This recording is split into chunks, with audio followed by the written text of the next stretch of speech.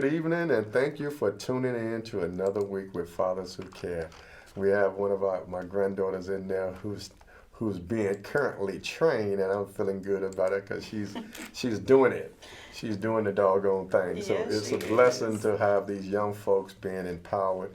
We've had a wonderful day today. A lot of things has been going on with our young people with our internship program. Of course, we had these young folks going on today with this One Summer Chicago. So you can imagine having all them young folks around all day. They keep you young. They keep you young and they keep you going, Yeah. all right, because you can't sleep on them. You got to keep it moving. But listen, it's a pleasure as always to come back to you. Thank you last week. You guys kind of took care of things here.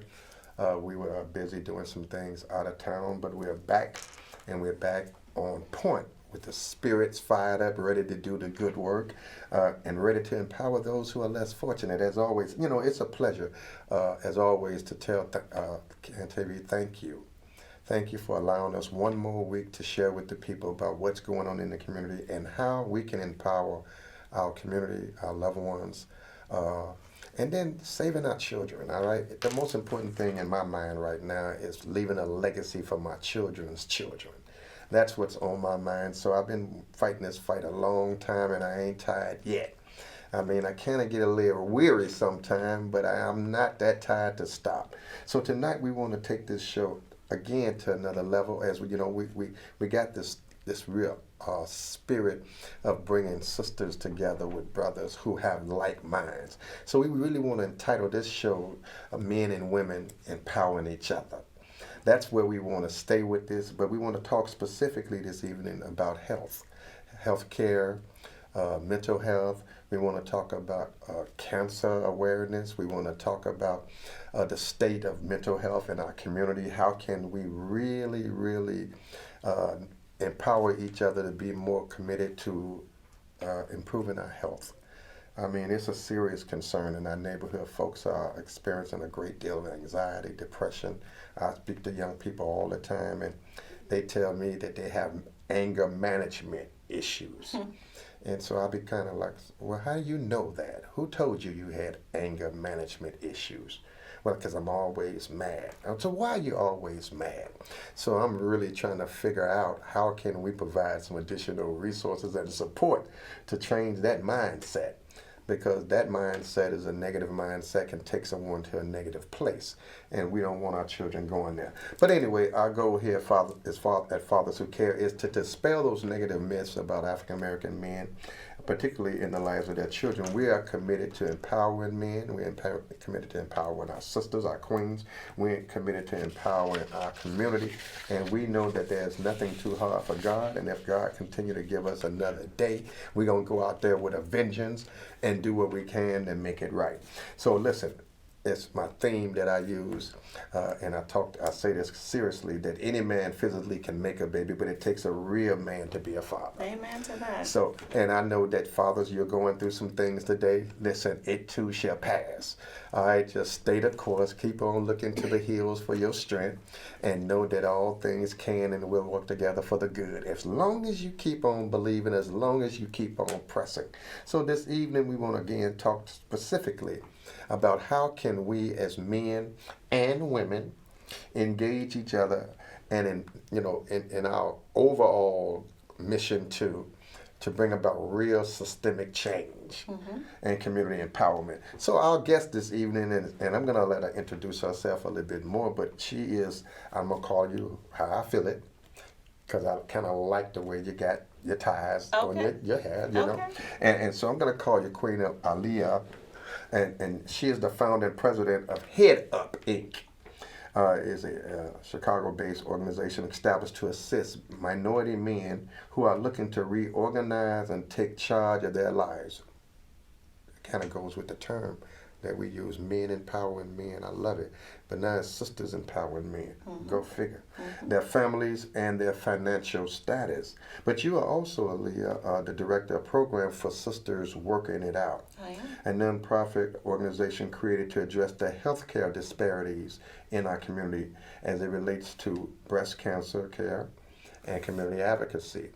So we want to talk specifically today on some of those concerns, but we want to lay back and relax and really just kind of have some good Free time. conversation. Yeah, free conversation. Yeah. That's the good word. Yeah. And then we also want to leave this place and connect on some of these activities that we're doing. I mean, we met at an event that we were doing, but you are known.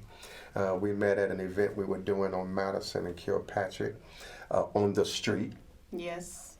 in the lot, right Yeah. next to Uncle Remus, where folks don't come out and do very much of anything to empower folks over there in that area. It was good in the hood. It was real in the hood, and what we had a great deal of folks that came out to join us, and Aaliyah was one of them. I think I just messed this thing up, but we're gonna make it work. Anyway, Aaliyah was out there with us on that day, and I personally, initially it was raining, but I had prayed and I had walked around that lot earlier. I got out there, and when I walked around the parking lot. And then I looked up and I saw the sun Crack open. crack right open on me. And so I said to myself, no, we're going to do this event today. Now, it had rained already. I was there when Yeah. that happened. So you know what I'm saying. I was there, yeah. You know what I'm saying. I know, Forgive exactly. this machine here. Exactly. But you was there, and I we was there. prayed for it, though. We actually all got together, and we also prayed for the rain to go Yes, away. And it did. And it did. And it got hot. And it got hot.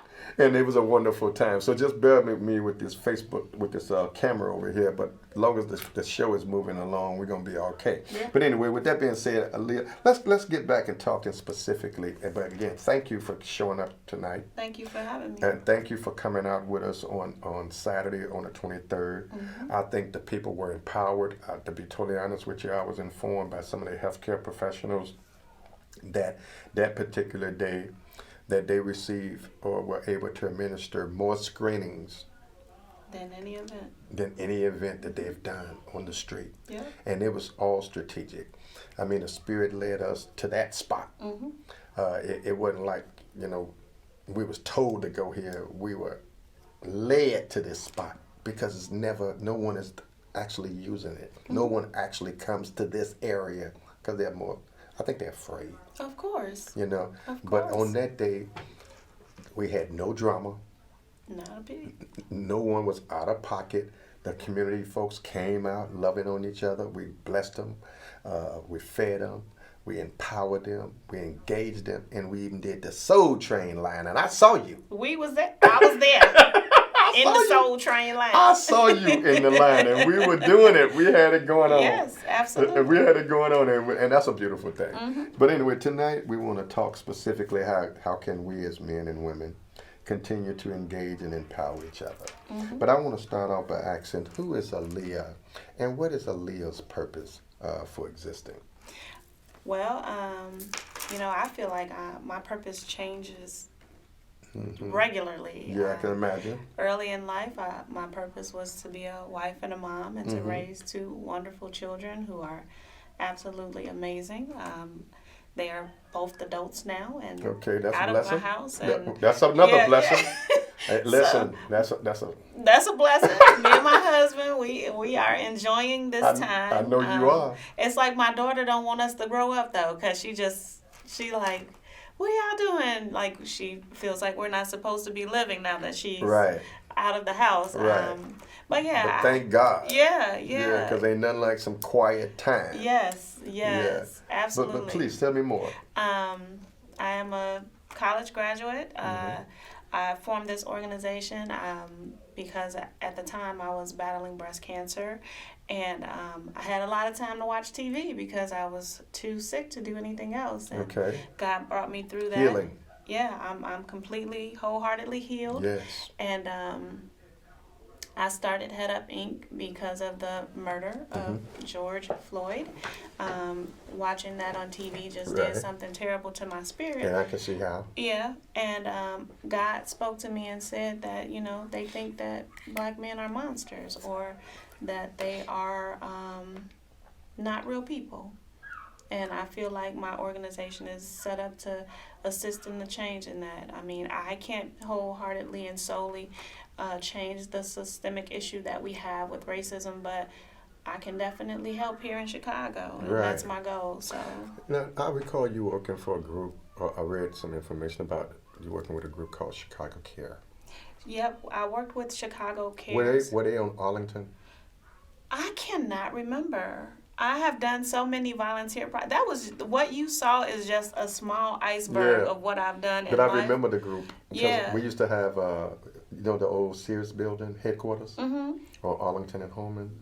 I used to do a lot of work back in the day. Back in the day. Back in the day. Back in it the was day. back. Yeah, so when I saw Yeah. that name, I was like, I remember because I did work with them too. Yeah. But anyway, I wanted to thank you again for the work that you're doing, and thank you for specifically stepping up to be a voice for some of the men. Mm-hmm. I mean, we as men, we get a bad rap. No matter how hard we try, we kind of got a few strikes against us from being who we are, and So- we're targeted. Let me honestly, I feel like we as minorities have to stop our mindset of that same energy.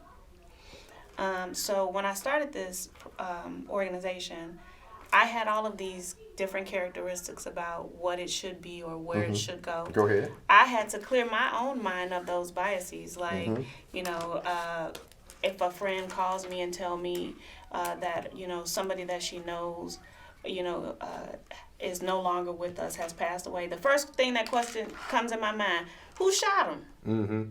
I automatically You assume think about this. So, somebody getting shot. yeah, I had to correct myself with that. Okay. And it's not always that way. There are people who die from natural causes. There are people who, are living the best life that they know how to live. And I had to correct myself about that. But so you do know George Floyd didn't deserve to die. absolutely not. All right. Absolutely So not. there was a lot of circumstances that kind of But precipitated that. again, I think our communities, I understand, just like with this young lady over in Russia, Oh yeah. you Yeah, they know just what? convicted her today. Yeah, you know what the laws are. Why would you bring? You know what I mean? Well, so we have to hold ourselves accountable too. I know where you're going, Yeah, and I feel you on yeah, that. I And think I really don't want to open up that We're can of not worms. going to. But I thought that was a lot of time for a little issue. Yeah, how much did they give her? 9 years. Yeah, maximum they was going to give her was 10.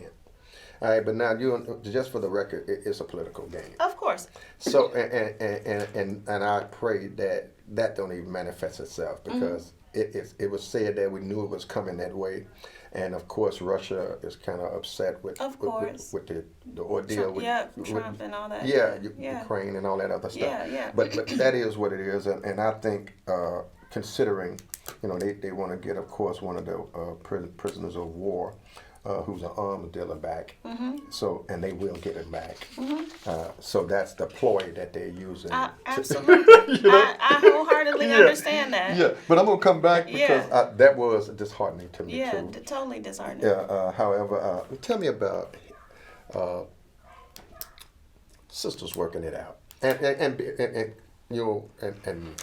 head up. Okay. I mean, you kind of said a little bit about it because you were saying you kind of started the organization as a result of George Floyd. And of course, a lot of things have changed because of that. We all have laid some solid foundation out as a result of what happened to Floyd. And we're going to continue to do it. And what I'm really inspired and liking about you is the fact that you are a sister, all right, who's stepping up to the plate. To saying, okay, yeah, these are some things that we can do to empower more men, particularly minority men, particularly African American men. Now, I'm not knocking other minority groups. I'm just pro African American men. Absolutely. All right. Absolutely. And what I'm trying to do in my plight of being one of the elders in the community is making sure that we reach back and grab those young men and those who have been ostracized and to try to change those mindsets. And so the reality is we're living in an environment that is swayed all right, it's kind of jaded, and it's intentionally jaded. So what I try to do is first of all, keep it 100 with the young men and let these young men know that you are still. No, I've had chances to travel abroad, so I do know they are the young princess on the young queen. This thing is going to end up being bad self in a minute, believe me. But anyway, it must be something trying to say, lock it down, right? So anyway. It'll be what it be. But anyway, like you were saying, we want to make sure that we continue to provide resources and opportunities to empower our young people specifically. So tell us particularly, what is your mission? What are you trying to accomplish with the Head Up Initiative? So my goal is to bridge the gap between minority men and Caucasian men, and I just feel like because we have been down so long, minority men have only one view of us. You could grow up in the range with African American men or Hispanic men and still see them as something different because your mind tells you that this is the way that they've always been. And right. That's not the case. Okay. So our mission is, the mission statement is an organization geared towards the advancement of minority men. Okay. We want to see brothers come up, make a difference in their lives, in their households, in their communities. And the only way we can do that is if we work together and if we understand and hold ourselves accountable when it's necessary. I'm going to ask a question because, as I'm talking to you and looking at you, I'm starting to get certain visions of places and visions of things. And have you ever been doing work with Kwesi, Ronald Harris? No? No. Yeah, that spirit just came on over me. He was one of my good brothers that I had opportunity to travel abroad with. We was in a group called N2, which is an Afrocentric rights of passage group. That in order for us to find our true selves, we had to go back to from which we come. So we had to go back and do the rights in Africa and places like that. But I'm going to come back to another question. Okay. So you're also the director of programming for Sisters Working It Out. Yes. I like that term. Look, it was here before I got here. Yeah, so yeah, I like that. That's Sisters do be working it out. Our goal is to work it out. Well, tell me about it. It's a breast cancer advocacy group. I am a 2-year survivor. Okay. I was diagnosed with triple negative breast cancer, and You're feeling it, right? Absolutely. Yeah. The CEO actually approached me about working with their organization. She pursued me for a year, and she finally broke me down. So I do that as well. Where's it located? They're a Chicago-based organization. Okay. The headquarters is in Matson, Illinois, but it's Chicago. Okay.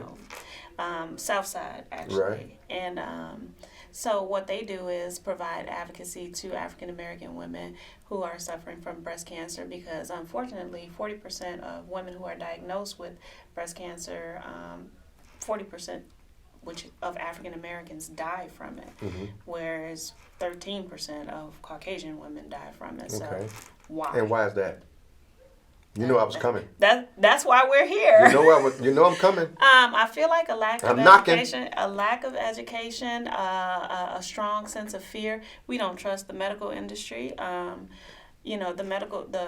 Just historically, Black people have been the guinea pigs for innovative medicine, and so I feel that could be a factor. You're talking about the old Tuskegee experiment? No, not necessarily. No, not necessarily. Okay.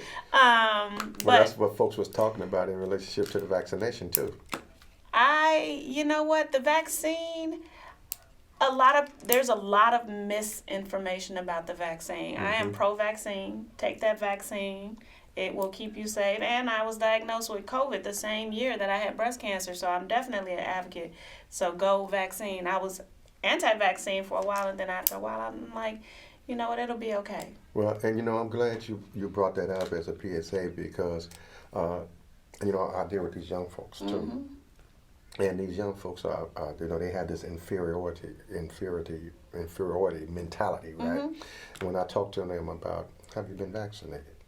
I try to educate them on why, but then I also try to let them see the facts of how many folks have transitioned as a result. Over 200,000 people have died from COVID. And they're still dying. And they're still dying. All right. And so they're still dying. And so, we had Dr. Jasmine, who's the medical director for the Chicago Department of Public Health, who monthly, you was on that. So and the purpose for her being on our community stakeholders monthly meeting is to continuously educate folks in those areas, among others, but specifically about this virus. And this virus is alive and well, and folks are still getting sick. Absolutely. Folks are still dying. You heard us say that this BA5 is more contagious than the BA4, than the other viruses that we've encountered. And she also shared that we should continuously wear a mask when we're in close proximity, but also, then we got other stuff coming around like monkeypox and stuff. So. Go ahead, please. Here's my thing. Yeah. You're in a community where these people are dying, so we know that COVID is real. Absolutely. But you won't phantom that the vaccine is real. Right. So I don't understand how or why one would feel so strongly about one without embrace. It's like saying, I believe in God but don't believe in the devil. How? Right. How is that possible? You have to take the bitter with the sweet, take the good with the bad. And I'm glad you kind of shared that, and that's why we're here as a support system to each other, because we really want to talk about why healthcare is so important, right?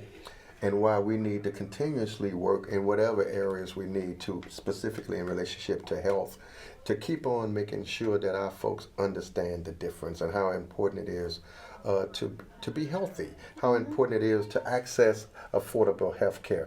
And that Obamacare, I still believe is a good thing. And I'm still pro-health, all right? I'm pro-affordable health care. So I'm really committed to doing whatever I can to not let that initiative die. Look what just happened. They just reversed Roe versus Wade. Now, come on now. We are not going to talk about that. Okay, because that's a story unto itself, all right? But now, if some folks, and I'm being honest, if some folks had it their way, you wouldn't have health care at all. Exactly. And that's a shame. Exactly. Because everybody deserves to live as healthy as they can. But the problem is, in our communities, we don't go to the doctor. Right. We could have a boil growing out of our neck and go buy a car. Let's address this body. I teach my kids, this is the only body you get. If you damage and destroy it, you don't get another one. You can't go out and reinvent yourself. You have to take care of the body that you have. But particularly with men, and I just got blessed with a husband who loves himself and loves to take care of his body. But then I think about other members in my family, like, when was the last time you had a checkup, I feel good. That's not it. Yeah, well, that's the nature of some folks.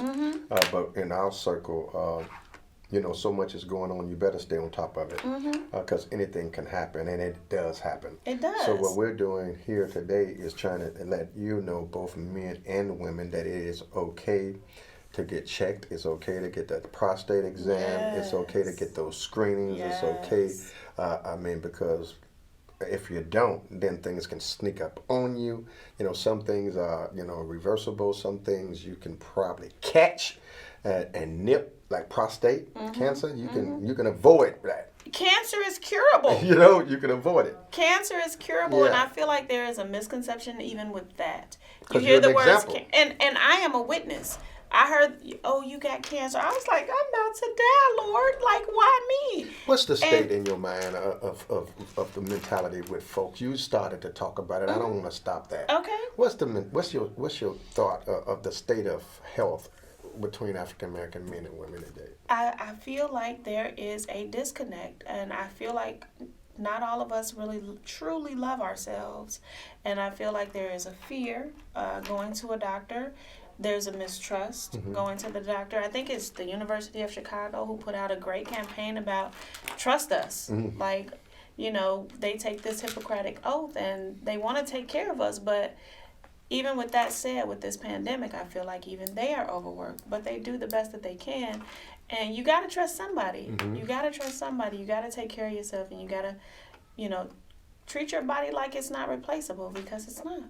Well, and I want to thank you again. Time moves kind of fast when you're having fun. Oh my God, we've yeah. been talking. Yeah, and Okay. so I wanted to let you know that as we continue to venture down this road of trying to empower our brothers and sisters, there's things that we want to do in relationship to cancer awareness. There's another little, I think I might have sent you something. I don't know if I did today, but I thought I did. You did.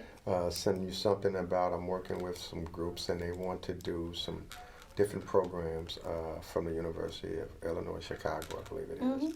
And what I would like to do is kind of keep you in the loop on some of those things. We welcome and I think it's always a good thing when folks can connect and folks can kind of pool our resources and not work real hard, but work real smart. And some things that you're doing, if I can assist you, that's my job to do that, because that's what I do. I'm an organizer. I bring folks together. Okay. I mean, I think I got real issues, to be totally honest with you. I kind of love hard, all right? And I just believe in the power of us. Absolutely. I believe that, in all fairness, that there's nothing too hard for God, and there's nothing too hard for us when we work together. We are the creators of this nation. Absolutely. We definitely, we are powerful people. Absolutely. And so my plight has always been to just continue to bring resources and support to folks, but not to necessarily kind of change the wheel, but oil it. We don't need to, if it ain't broke, don't fix it. Just oil it up and keep it going. Yeah. So I want to thank you for that. And I also want you to know that anytime we can be of some assistance to you, you have an open invitation back to the show. You also have, we would like to come bring you out to talk to some of our young women. Absolutely. I was just talking to some of our young people, and I was talking to them about how some of our young women feel and how they carry themselves, right? And so I told them, I said, we need to get some sisters to come in and talk to these young women about how they carry themselves and the image that they portray. Because the image you portray is the image folks see. And folks see some things. If you're making it easy for them to see, they're going to come forward, all right? So that's a conversation we can have later on. I'll be back, apparently. Trust me, yes, you will be back. And not only will you be back, we'll be doing some other activities together where we can continue. I mean, the next event we're going to be doing is Saturday. We're going to be doing an event with Emma Mintz, Alderman Mintz, and some of the other elected officials. And we'll be doing another event Sunday with Senator Lightfoot at Brookfield Zoo, and then we'll be doing another one next week with Alderman Burnett, and then we'll be doing the Congressman's back to school event, Alderman Jason Irvin's back to school event. We'll be back on the 20th, September the 13th. Yeah. September 10th. September the 10th, yeah. And so we got so much going on, all right? Yes. And I'm sitting there trying to think of it, but I do literally have to write stuff down. So just to mention that Sure. too, Head Up Inc. is having a major event at 500 South Columbus in Columbus Park on the exact same day, unintentionally. Yeah, you said it. I didn't You know said it. about the fathers who care. So I definitely wouldn't have conflicted and It planned happens. my event. But It happens. next time we will partner together. Well, that's and the we purpose. will do it together. That's so. the purpose. I think things happen for a reason. Yeah. And so we've been doing, we do these events all the time. Absolutely. So we got years of history in doing events on the community. See, you're an adult community orchestrator. I'm a baby. I'm just now getting out here trying. Well, that's why I cuffed you. Exactly. Right? I'm because cuffed I felt your spirit at the event, right? Good. And so that's my job. My job is to bring folk together, connect folk with folk, so that you're not by yourself. Good. That you always got a support team, and then the more you know, the more you grow. So I feel the more we keep on empowering each other, sharing with each other, the better off we are. And then those things can leave a residue, hopefully, or a foundation rather, for somebody else behind us. That's what it's about with me. Yeah. That's why I keep a lot of young people with me. The young people keep you young, so you need them. Yeah, and I enjoy that. So listen, you're watching Fathers Who Care. That time on the wall is telling us that it's about that time. But listen, for additional information about our internship program, we're blessing young people with job readiness skills and paying them $125 a week for 6 weeks. of programming to educate and empower them on job readiness skills so they can go out there and matriculate. But then we also have other youth council events and activities going on to empower young folks. So if you need additional information, log on to fatherswhocared.org or call us at 773-287-5821 and give us a number that folks that can get in touch with you as we close. 312-792-4400 or headupinc.org. You can contact us through that as well. So, it's been fun. It's been fun. And I enjoyed the conversation. I mean, we got to do a part 2. Part 2 is coming. And we got to do a part 2 because it's always good to bridge the gap. And so God bless you. God keep you. Listen, keep looking to the hills for your strength and know that all is well. Listen, we all go through something. Amen. It's just a test. Amen. For the testimony. Amen. So look, in spite of all that you're going through, keep on keeping on and keep on knowing that we all are in this together and we need each other. And don't be afraid to ask for help. Amen. God bless you. God keep you. Good night. And we'll see you when we see you next week. That is, same time, same station. Good night. Good night.